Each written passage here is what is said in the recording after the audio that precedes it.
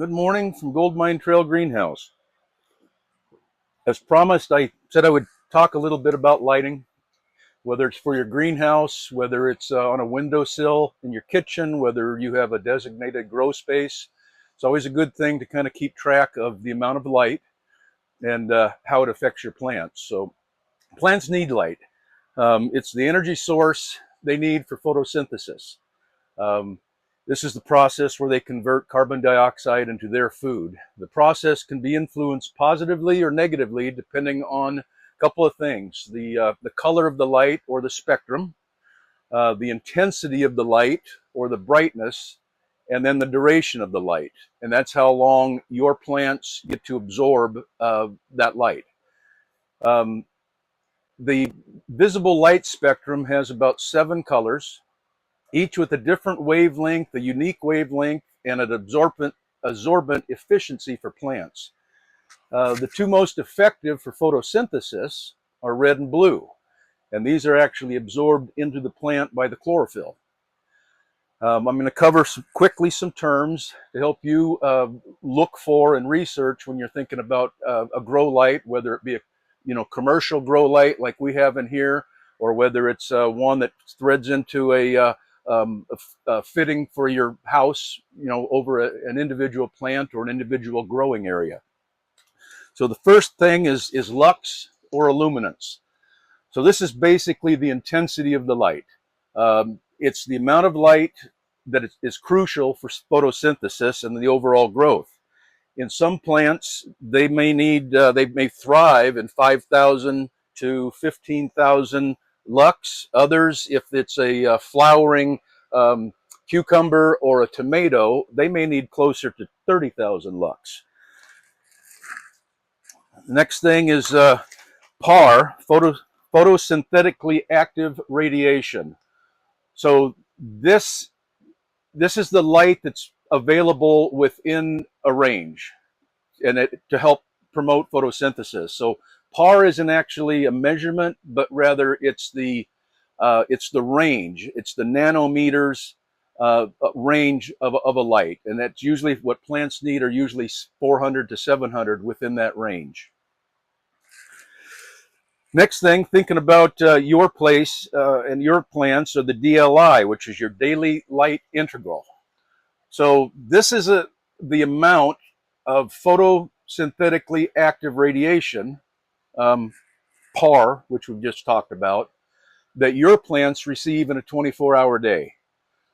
There's a meter that I'll show you here in just a moment. Very easy to operate, but on the meter, your leafy greens can do great with 12 to 17 on the meter.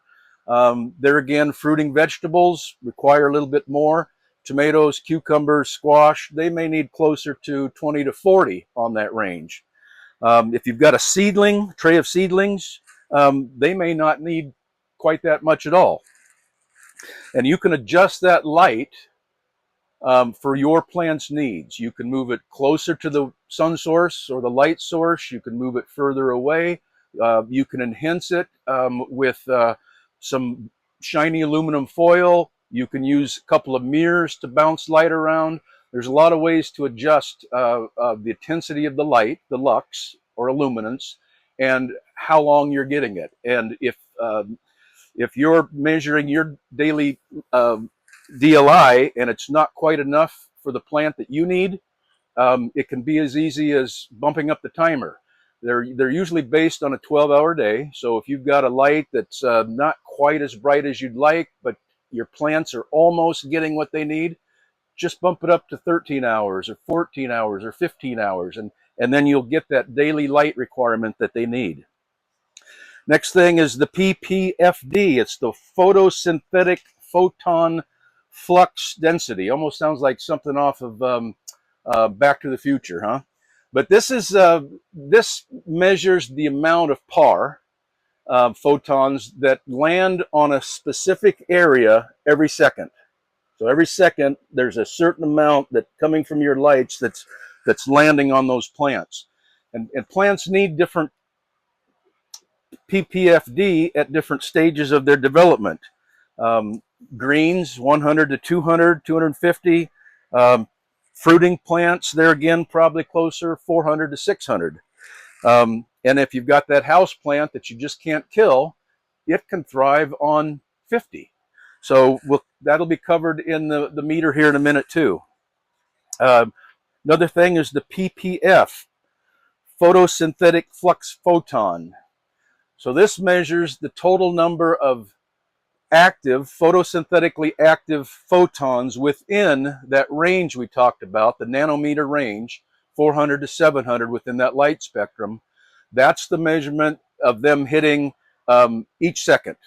So we had the area that it hits, and then we've got how much is of the total that it hits within that area. And if you're wanting to kind of know what lights produce what and how that's affecting your plants, this is a horticulture term. It's a micromole. So a lot of the measurements that you're going to get on this very simple meter I show you are going to have this equation, and that just stands for a micromole, which is a horticulture term, landing on a specified area, that's always 2 square meters, and every second.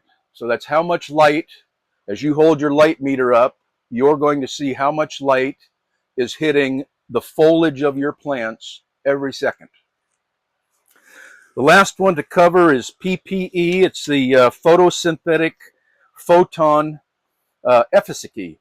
So this measures how effectively a light from a fixture is converted to watts, and then into photosynthetically active protons. So this is kind of a big one to look at when you're researching lights, whether it's a full spectrum, whether it's an incandescent, whether it's a halide. Those are all things you'll want to take a look at. In terms of the meter, I've got 2, but the one I'm going to talk about today is the very simple to operate. Let me pull off my little high-tech diffuser, which is just a piece of paper. So unlock my phone. So the one I use is a free app for an iPhone at the store, and it's called Photon, Photone. So it's a free app, uses the camera in your phone. The one thing you do have is you have to put a diffuser on it. And like I say earlier, this is just a piece of paper that actually slips over, and it's saying diffuser required. Well, once I get that in just the right area of the phone, that goes away and now goes away and starts to give me a measurement. So I've got mine set on illuminance. So that's the lux, that's the intensity of the light. So right here in the middle of the greenhouse, we are running, let me turn that around, we're running 20, 25-ish. But I get over here at the height of my foliage, and now I'm running 28,000. So that's not bad. The next on here on the meter is the DLI, my daily light integral. And it's, as you can see, I've got it selected for a 12-hour day, because right now my lights are doing okay. As we get a little darker, this is my south bearing wall. As we get less daylight, I may need more natural daylight to come in, so I might bump my timers up to 14 hours a day. But if I hold this over under my grow lights, that gives me a reading of about 60 to 70. And as I mentioned earlier, some of your blooming plants might need 20 to 40. I'm running about 60. And that's a combination of the grow lights on right now and the natural sunlight coming through the panels. The last thing on this slick little meter is the the PPFD. And so here again in the middle of the greenhouse, we're running, what is it, the 50 something ish. I get over under the vegetation of my light, I'm running in the high 70s. So I'm actually a little overkill with some of the lighting in here, but we haven't reached the solstice yet. So we still got a couple of weeks till the winter solstice, December 21st, 22nd. So that in a nutshell is lighting. So I hope you found some of this useful. There again, you don't have to buy an expensive light meter. You can either, I'm sure there's one on Androids for those of you that run Android phones. And this was just one of the more simple apps that I downloaded for my iPhone, and it was Photone, Photone, Photone. All right, thanks for watching.